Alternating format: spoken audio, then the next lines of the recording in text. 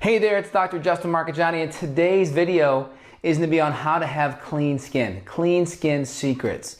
Again, your skin is the mirror of your gut. So anytime I see someone's skin and they tell me they're healthy, or I just see someone walking by me at the airport, I know off the bat something deeper is going on, whether it's in their gut, whether it's an infection, foods, overall inflammation. It really gives me a window into what's happening inside the body.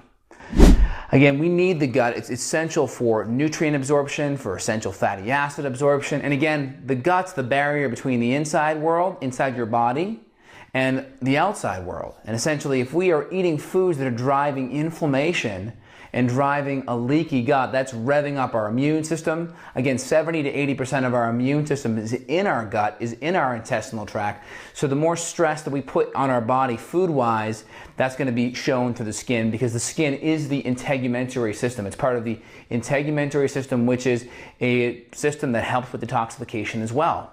Again, you'll see the skin push out various things if you get a rash or if you eat bad foods. You'll see the skin react in a way because the body will use it as a means to detoxify, especially when the liver and when the stool and the kidneys and such are all at capacity.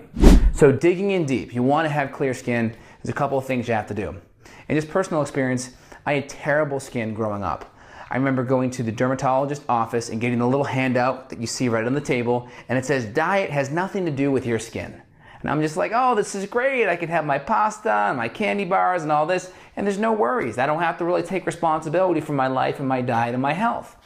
And here we are, 15, 20 years later, and I know that to be a total lie, because changing all of those things made a huge difference in my life as well as all of my patients' lives. So again, looking at skin, the first thing we got to look at is food. And we have to look at inflammatory foods. So the first thing that we're going to do anytime we're dealing with someone with skin that's not where you want it to be, right? Not porcelain smooth. We want to get rid of the inflammatory foods. So off the bat, we want to cut out all of the grains. Grains are going to be essential. Grains are one of the most inflammatory foods you could have. We cut out all legumes. We cut out all high sugar fruit. High to medium sugar fruit. Again, your high sugar fruits are going to be your tropical fruits. Typically, just your low sugar fruits are the ones you're going to be eating. Those are like your berries, your grapefruit, your lemon, lime, etc. Next, eggs. Eggs are a really good starting point as well. Eggs are really good for you, but I typically recommend cutting them out for a few weeks if you are having skin issues, and then add them back in. Dairy is a big one, especially with the skin. And again, I know grass-fed butter, things like that are really good fats, and you want them in your diet, but it's probably better off cutting them out for a little bit and then add them back in. Again, the big ones are going to be the yogurt, it's going to be the milk, any processed, refined dairy is going to be a thing you want to pull out. Again, typically ghee and grass-fed, high-quality butter are going to be okay, but for a time being, it may be all right to pull it out. So grains, again, we're talking about corn, legumes, beans, lentils, all high sugar to medium sugar fruits, like I already mentioned, eggs, and dairy. And again, nutrient-dense foods. Well, again, skin's really important. We need good quality fats to bring hydration to the outer surface of the skin. So good fats like olive oil, butter if you can tolerate it, if you pulled it out for a period of time and add it back in, ghee, coconut oil. The many studies looking at fish oil and omega-3 fatty acids. I'll post a couple of study references that I used to do my research on while presenting this information outside of just my clinical information too. So check below for references. So nutrient-dense foods, like I already mentioned, high-quality meats. Again, organic, grass-fed, all of these things are going to be super important. Quality does matter. Again, vegetables, especially non-starchy, right? Non-starchy are going to be really important, and we'll go over why below. Again, things like liver are amazing, right? Fermented foods can be really helpful because of the good bacteria in the foods. So like a good kombucha may be helpful as well. Again, some kombuchas are really high in sugar. I like the GT Day brand, especially either the Trilogy or the Ginger Aid, because it's only at 2 grams of sugar per serving. And omega-3 fatty acids, like I already mentioned, So we're talking fish oil here. That's a really excellent source off the bat. So food-wise, really important. We want to cut out the inflammatory foods. We want to add in the nutrient-dense foods and really emphasize good fats because fats bring hydration to the skin. Next, insulin and blood sugar is really important, okay?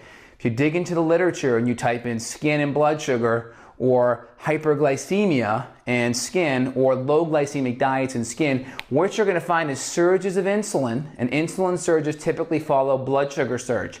So you eat some food, right? One of the first things that happens is your blood sugar goes up. And in response to that, your body then surges insulin. Your body surges insulin. And insulin, what that does is it knocks your blood sugar right back down. So as blood sugar comes up, insulin comes up, which then knocks blood sugar right back down. Now in that process, because we're surging blood sugar up and surging insulin up and then dropping blood sugar down, I call this the roller coaster ride here. So this is basically what's happening, right? We have this massive roller coaster ride of blood sugar, and at the top, we have insulin surging, and at the bottom, we have cortisol surging. Insulin at the top, cortisol at the bottom. And what's happening when we oversurge insulin, because we're eating foods that are glycemically inproportional, we are driving these sebaceous glands, these are the glands in our skin, to make something called sebum. And sebum is this oily substance produced by the skin, but what sebum is known to do, so right here, the sebaceous gland, right, we have insulin driving the sebaceous gland to make sebum. Sebum then blocks the pores. So you have this, let's say this is our pore right here. And if we block it with some sebum, what's going to happen is this is going to inflame the pore and we're going to develop an acne-like cyst or a pimple, if you will. So again, insulin, blood sugar, sebaceous glands, sebum, pore blockage, acne, because the sebum from the sebaceous gland clogs the pore. So really important, we want to dial in the glycemic proportion to the food. That's why I emphasized non-starchy vegetables, lower sugar fruits. And again, if you're more active and you can handle a little bit of starch, that's not a problem. It's really about making sure that we're not causing our insulin to surge. And also we see it in females, especially females that have PCOS. We know it because their testosterone levels are going high because their insulin levels are going high. And you typically see a little bit of peach fuzz on the jawline in your PCOS females, and that's driving the androgens, which are then creating this whole vicious cycle of the sebaceous glands, sebum, pore being clogged, and then the pimple occurring. So detoxification and infections. So really important here, your skin is part of the integumentary system, which is a system for detoxification as well. Kidneys, liver, stool, right? The gut, these are all methods of detoxification. And when they become overwhelmed, the skin then has to kind of rise to the occasion, if you will. So really important. One of the things that we see in a lot of patients that have skin issues is they have a high amount of endotoxins in their blood. And endotoxins are nothing more than metabolites or basically part of gram-negative bacteria. And these are the toxins that are in their outer shell, if you will. So the endotoxins are high in the bloods of people with skin issues.